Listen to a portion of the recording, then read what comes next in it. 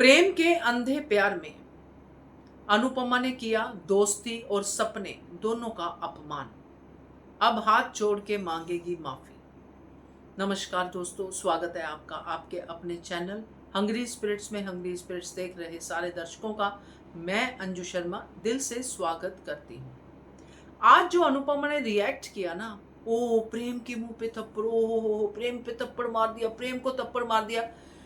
मुझे ये लगा कि प्रेम इसका बेटा है भी कि नहीं, क्योंकि आज जो अनुपमा बोल रही थी ये तो जवाई ही बोल रही थी। जमाई सा को थप्पड़ पड़ गया, जमाई सा को। वसुंधरा, ये क्या था अनुपमा का रिएक्शन? चलो रिएक्शन बनता था, इतना लाउड। और उसी चक्कर में वो भूल गए कि दूसरे वाले से कारण भी तो पूछना होता है कि भाई थप्पड़ मारने की वजह क्या थी।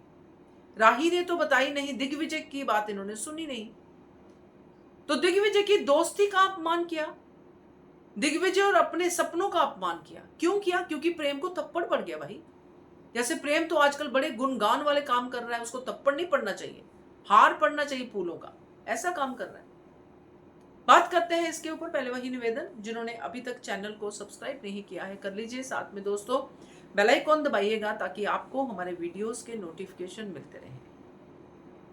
दिग्विजय ने प्रेम को थप्पड़ क्यों मारा हम सब जानते हैं, क्योंकि एक सबर का एक अपना पैमाना होता है, वो छलक गया। बापूजी ने बिल्कुल सही कहा, इसने तब थप्पड़ नहीं मारा, इसने तब थप्पड़ नहीं मारा। उसके रेस्टोरेंट में जाके बोल के सिर्फ सुनाया, थप्पड़ नहीं मारा। कुछ तो बेटा ऐसा हुआ होगा कि उसने थप्पड़ मारा। मगर अनुपमा को वहां पे सिर्फ हाय हाय प्रेम को थप्पड़ पड़ गया। मुझे तो इतना गुस्सा आया ना आज अनुपमा पे, बाय गॉड, कि ये क्या चक्कर है। या तो अनुपमा प्रेम को बेटा है करके बोलती है, तो सिर्फ बोलती ही है, मानती नहीं है, क्योंकि तोशु भी तो बेटा ही है। आज प्रेम तोशु से भी घटिया हरकतें कर रहा है। जब तोशु चप्पल खा सकता तो प्रेम एक थप्पड़ क्यों नहीं खा सकता? तो इसका मतलब आपके दिल में ही प्रेम का रिश्ता कुछ और है और कह कुछ और रही हैं आप। बेटी का ससुराल, बेटी का ससुराल आप गा रही हैं, बोल रही हैं, कह रही हैं, तो फिर बेटी का ससुराल पहले ही कदम पे कहां चला जाता है सोच में।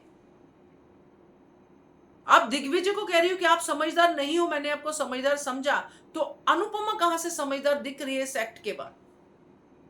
कि अगर उसको पता था कि बेटी का ससुराल है, जवाई है, तो कर देती रिपोर्ट साइन, बन जाती बेईमान। नहीं बनी, चलो ठीक है, नो प्रॉब्लम, कर दिया बर्बाद। ना आती अहमदाबाद, जो आज अपने माथे पे थप्पड़ मार रही थी कि नहीं आना चाहिए था अहमदाबाद। तो अगर आप सारा काम करके बाद में लकीर पीटते हो तो आप भी समझदार नहीं हो अनुपमा।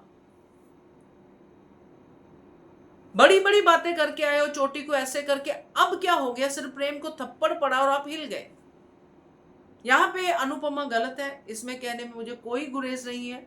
हाँ, अनुपमा को अपनी गलती का एहसास होगा जब कारण पता चलेगा कि दिग्विजय की कितनी बेइज्जती की है, दिग्विजय को बर्बाद कर दिया इस अनुपमा नाम ने, क्योंकि उसकी दुश्मनी तो दिग्विजय से थी ही नहीं।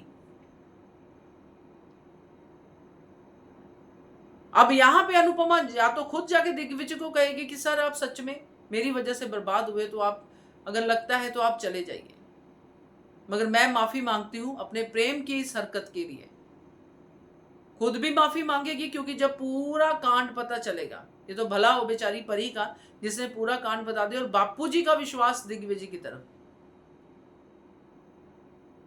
तो मुझे ये अनुपमा का पछतावा नहीं अच्छा लगा, क्योंकि अगर अनुपमा अपने आप को समझदार कहती है तो पहले स्टेप पे ही समझदार होना चाहिए। आखिरी स्टेप पे जाके नहीं रोला डालना चाहिए, शोर मचाना चाहिए कि अरे अरे मैंने क्या कर दिया, मुझे नहीं आना चाहिए था यहाँ पे। तो फिर आपको दिग्विजय को ना समझ कहने का कोई अधिकार नहीं है। आज के इस एपिसोड में मुझे अनुपमा का ये एक्ट अच्छा नहीं लगा। आपका क्या कहना है इसके बारे में कमेंट कीजिएगा। देखते रहिए channel Hungry Spirits. Thank you so much.